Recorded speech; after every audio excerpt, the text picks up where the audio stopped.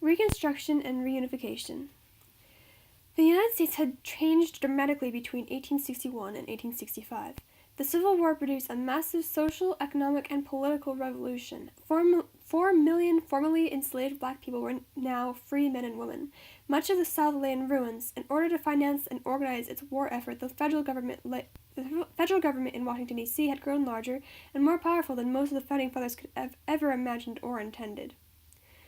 In the wake of the Confederacy's collapse, what would become of the South?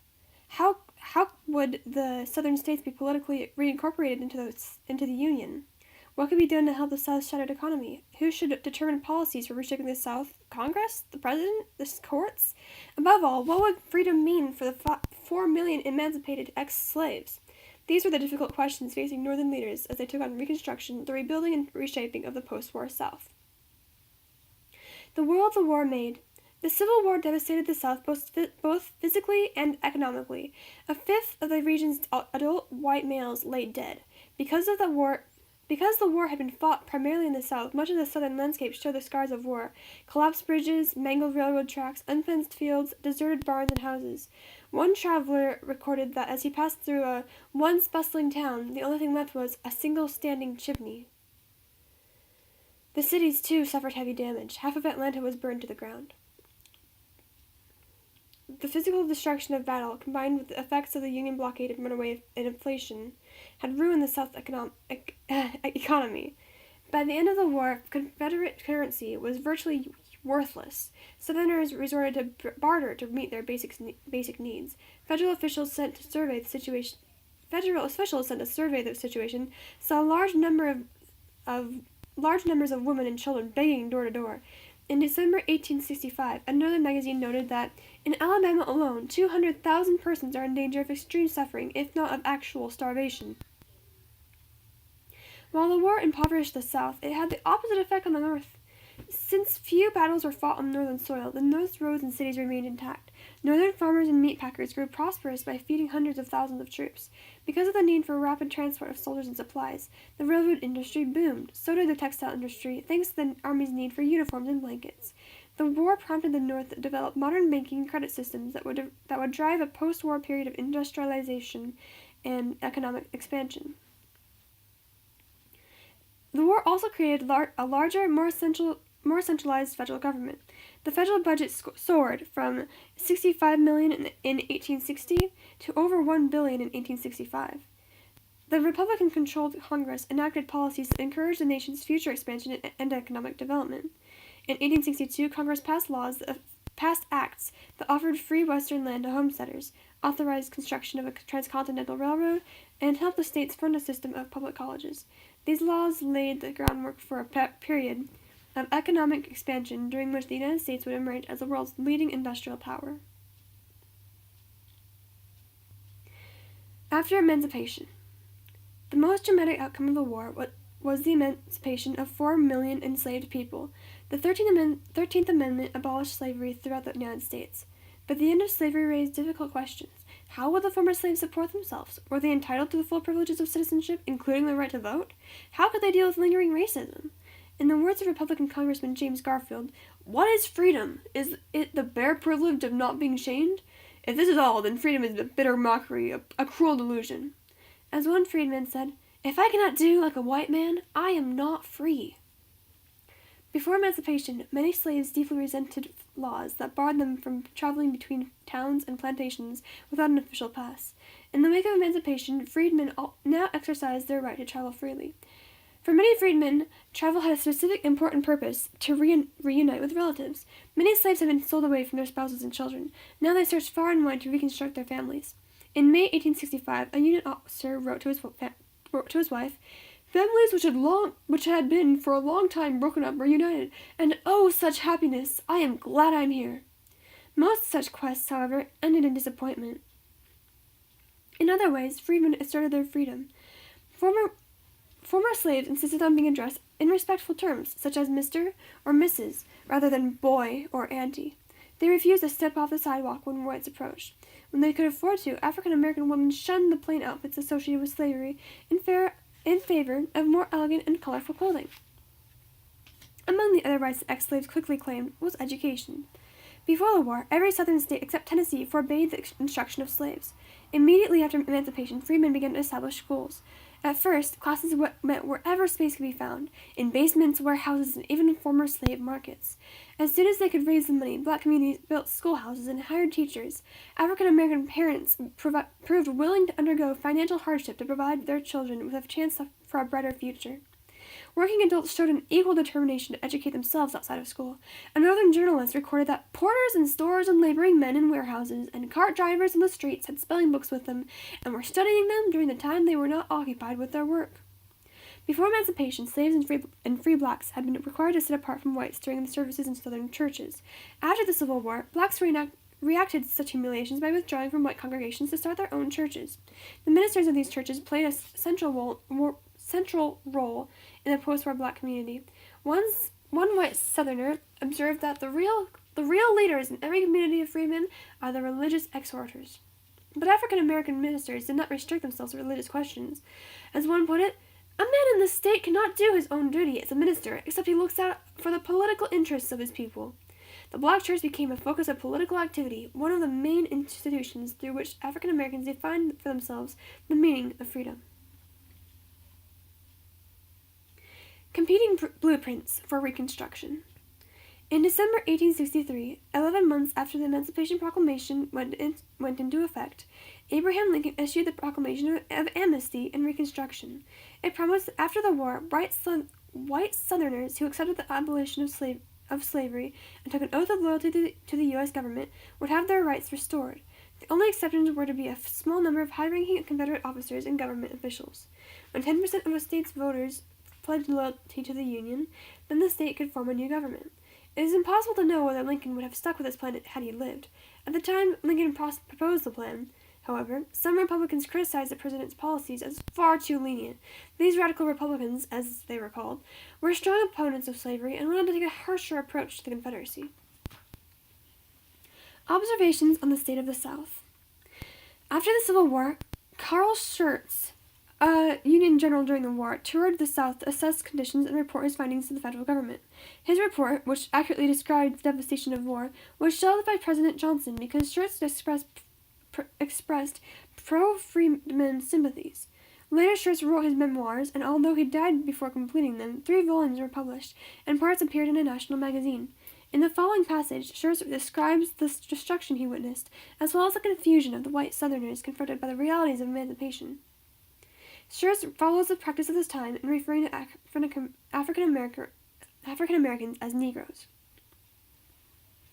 My travels in the interior of the South in the summer and fall of 1865 took me over the track of Sherman's march, which, in southern Carolina at least, looked for many miles like a broad black streak of ruin and desolation. Fences gone, lonesome smokestacks, surrounded by dark heaps of ashes and cinders, marking the spots where human habitations had stood. The fields along the road wildly overgrown by weeds, with here and there a sickly-looking patch of cotton or corn cultivated by Negro squatters. In the city of Columbia, the political capital of the state, I found a thin fringe of houses encircling a confused mass of charged ruins of dwellings and business buildings which had been destroyed by a sweeping conflagration. The men come home from the war found their whole agricultural labor system turned upside down. Slave labor had been their absolute reliance. They had been accustomed to it. They had believed in it. They had religiously regarded it as a necessity in the order of the universe. But when the war was over, general emancipation became a well-understood reality. The Negro knew that he was a free man, and the Southern white man found himself face to face with the problem dealing with the Negro as a free laborer. To most of the Southern whites, this problem was utterly bewildering. Many of them, honest and well-meaning people, admitted to me with a sort of helpless stupefaction that their imagination was wholly incapable of grasping the fact that their former slaves were now free, and yet they had to deal with this perplexing fact, and practically to accommodate themselves to it, and at once and without delay, if they were to have any crops that year.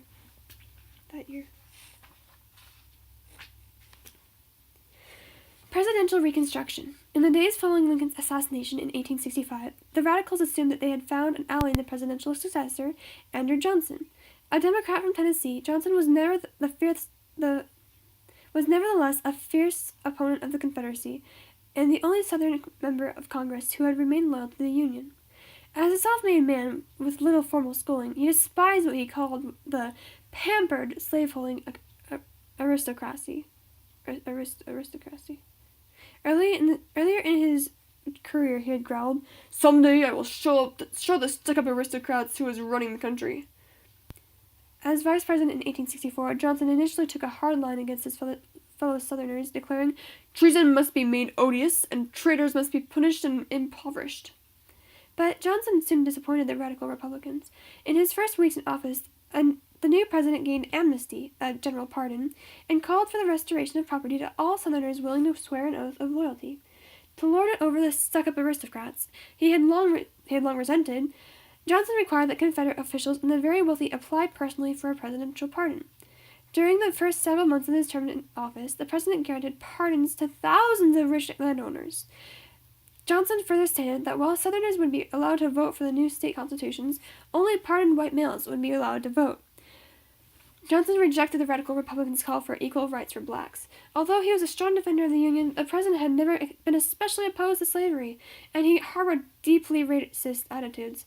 "This is a country for white men," he reportedly declared, "and by God, as long as I am president, it shall be a government for white men."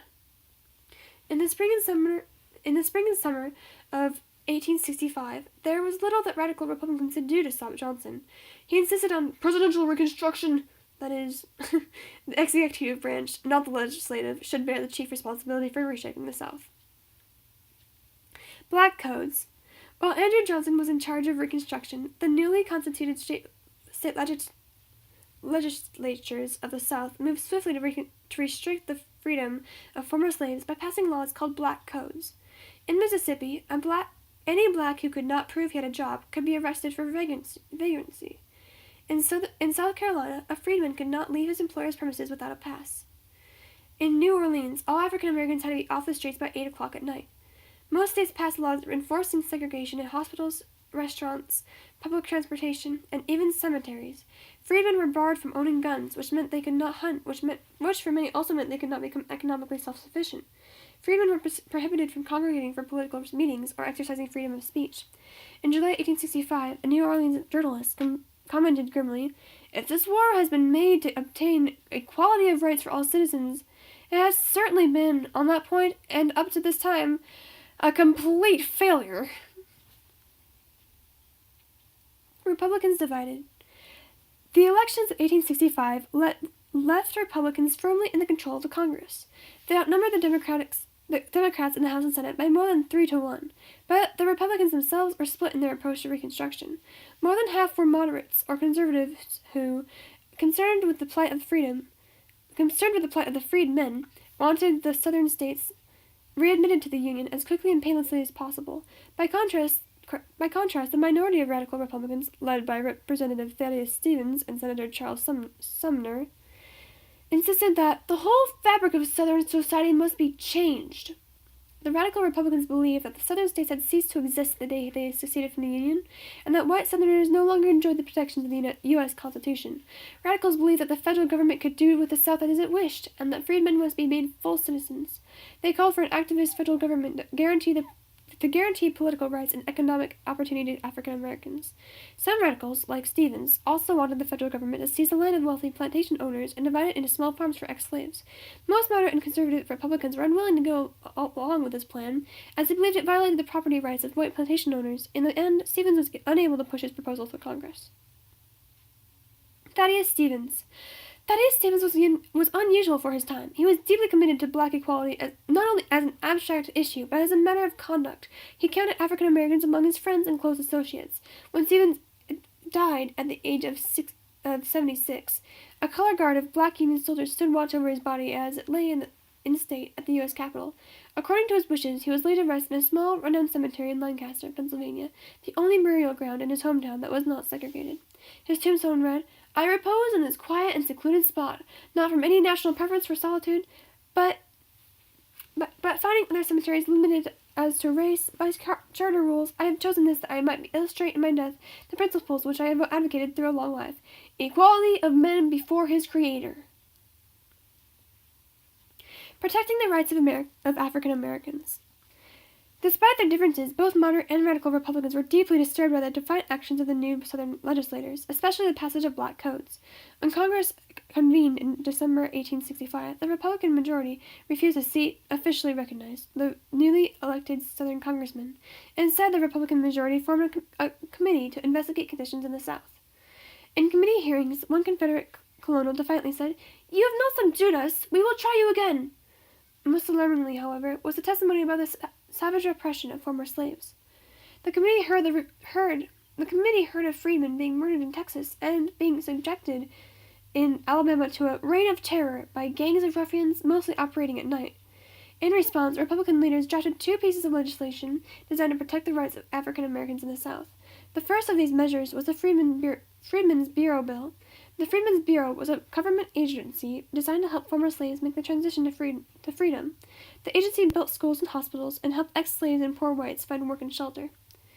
When the Freedmen's Bureau was originally created in March 1865, it was supposed to operate for only a year, but the new bill extended the life of the Bureau. The bill also authorized the Bureau to help resolve disagreements between former slaves and white Southerners, to safeguard the rights of blacks, and to punish state officials for denying those rights. The second piece of legislation passed through the mostly Republican Congress was the Civil Rights Act of 1866.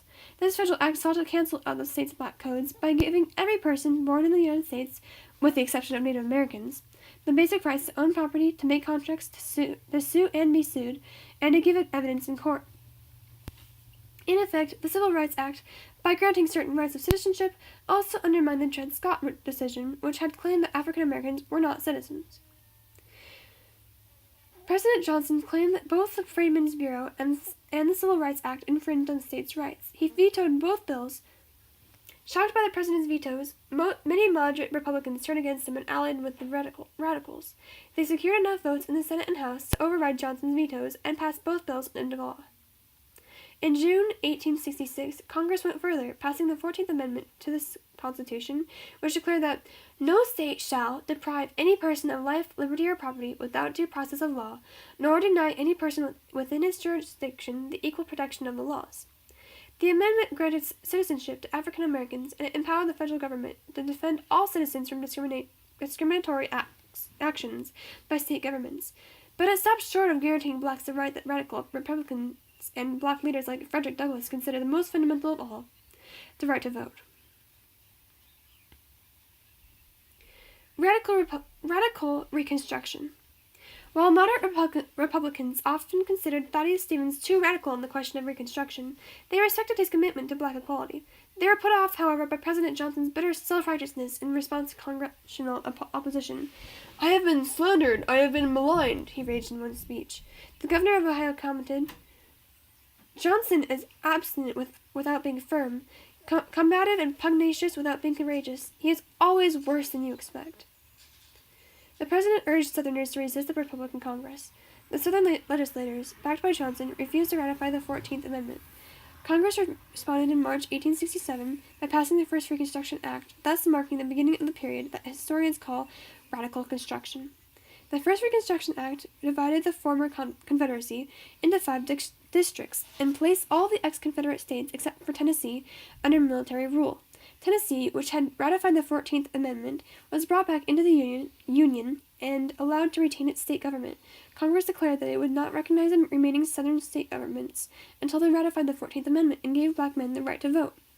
Johnson fumed that the act would bring nothing but anarchy and chaos, and that the poor, quiet, unoffending, harmless white population of the South would be trodden underfoot. Johnson tried to obstruct the law in any way he could.